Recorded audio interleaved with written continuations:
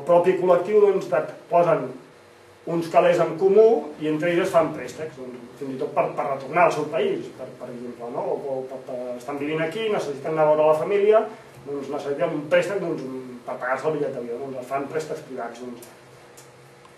També hi ha aquest tipus de grups d'autoajuda. Què vull dir amb això? Que a les finances ètiques hi ha diferents tipus d'instruments que cobreixen necessitats diferents i que tenen fórmules jurídiques diferents que funcionen de manera completament diferent. En aquest marc és en el que nosaltres actuem com a COP57.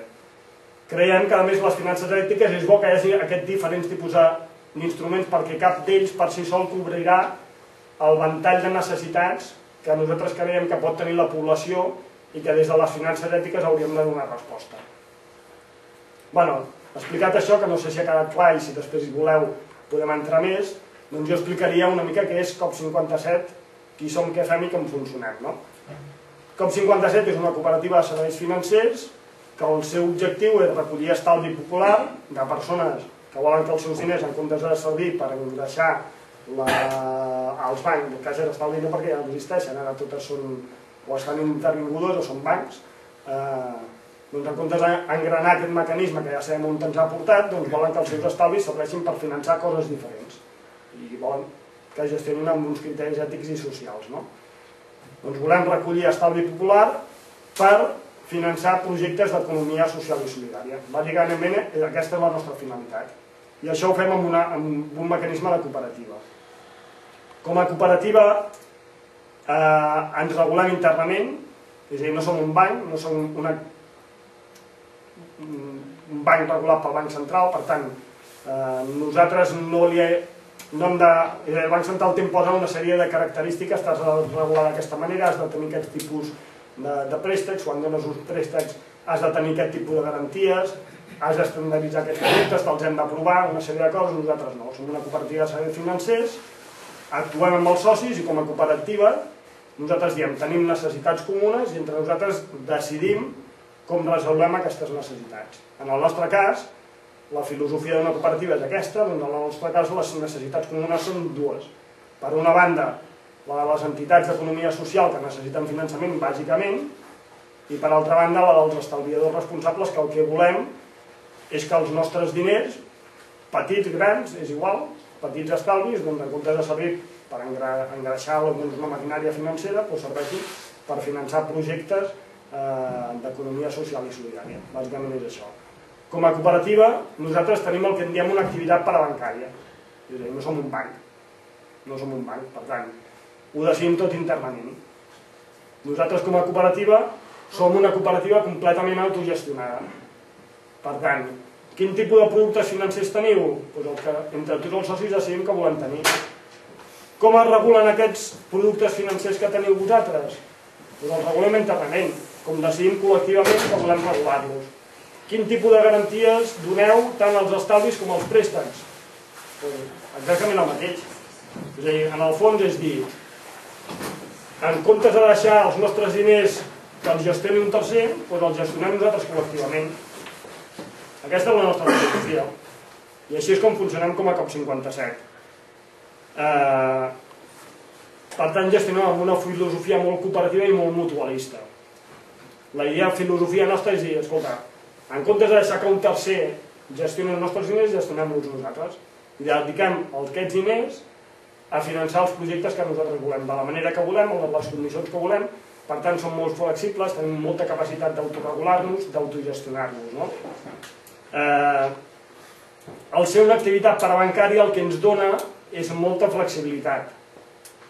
Molta flexibilitat, nosaltres no hem de donar explicacions a ningú de què fem i què deixem de fer. L'hem de donar als nostres propis socis. Per tant, si nosaltres com a socis tenim clar que, per exemple, quan una cooperativa de gent jove que està, o no tan jove, és igual, que està en situacions d'atur i decidim posar en marxa un projecte d'autoocupació en forma de cooperativa, doncs li volem donar un préstec, el Banc Central potser t'exigiria, escolta, aquests han d'avalar patrimonialment aquest préstec. Escolta, nosaltres no li demanarem a gent que està en una situació d'atur que ens ho avali patrimonialment, perquè és que no té patrimoni. Patrimoni vol dir que li embargarem el seu pis, nosaltres no volem embargar el pis a ningú. O li exigirem que tingui un dipòsit al darrere, escolta, si està en situació d'atur, quin dipòsit ha de tenir? Que ha de buscar el seu pare o ha de buscar un familiar que l'agali per ell i p'ignori un compte corrent o... No, escolta, nosaltres si creiem i confiem en aquesta gent i confiem en el projecte, doncs li donem el préstec. Així és com funcionem. Llavors, funcionem molt amb aquesta relació que us explicava abans de confiança. Però funcionem amb una relació de confiança perquè funcionem entre socis. Per tant, és a dir, amb algú que no hi tenim confiança, no l'admetem com a soci, com que no l'admetem com a soci, no li podem donar un préstec. És una mica com funcionem. Llavors, us he explicat que som cooperativa, però no us he explicat quin tipus de socis tenim. Nosaltres tenim dues tipologies de socis, un és el soci de serveis, tot això si voleu, a la pàgina web podeu veure més, ara intentaré veure si podem... Aquí trobar-ho, si no... Aquí a l'entrada he posat uns dossiers que tenim.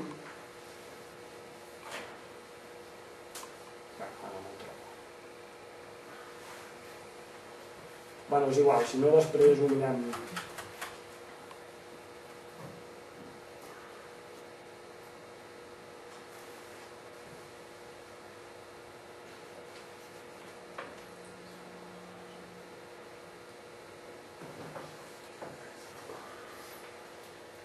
Aquí he explicat una mica dels socis, si voleu anar llegint una mica. Nosaltres tenim dues tipologies de socis, una que són els socis de serveis que en diem, que aquí han de ser entitats jurídiques i han de ser entitats d'economia social. Fem un primer filtre, i nosaltres només admetem entitats d'economia social, entitats estrictament mercantils, SLs, SAs, no les admetem, perquè considerem que no són fórmules d'economia social, no tenen fórmules de gestió democràtica, de propietat democràtica de l'entitat, per tant no les admetem com a sòcies, però fins i tot pel fet de ser cooperativa, per fet de ser associació, fundació, empresa d'inserció, etc., tampoc necessàriament tenem per què admetre-la com a sòcia. El que fem és un filtre ètico-social.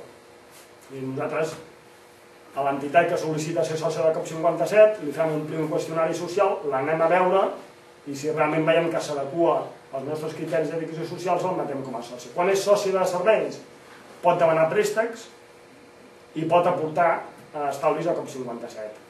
Pel fet de ser soci també ha de fer una aportació al capital social de COP57. Per tant, contribueix a la bossa comuna, es corresponsabilitza del projecte i pot sol·licitar préstecs.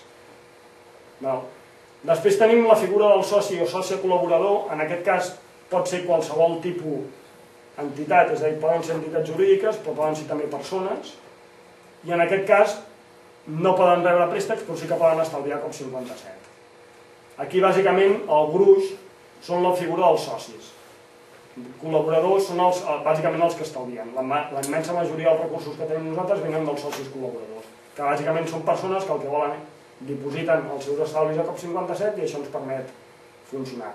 Tots els tipus de socis tenen presència a les assemblees. Som cooperativa, després explicaré que ens organitzem en xarxa, però som una cooperativa i com a cooperativa tant les entitats sòcies com el soci col·laborador poden venir a les assemblees, poden participar. El que sí que tenim és un vot ponderat. La majoria dels vots socials la tenen els socis de serveis i els socis col·laboradors tenen un percentatge més baix. Però després, dintre de cada tipologia de socis és una persona un vot.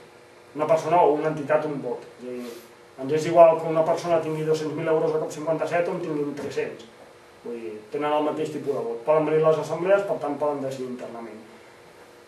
L'assemblea és el màxim òrgan de decisió de COP57, decideix les línies d'activitat que tenim endavant i decideix, com que estem completament autorregulats, tot. Les condicions dels préstecs, de quina manera. Per exemple, una de les qüestions que decidim nosaltres és el tema dels interessos.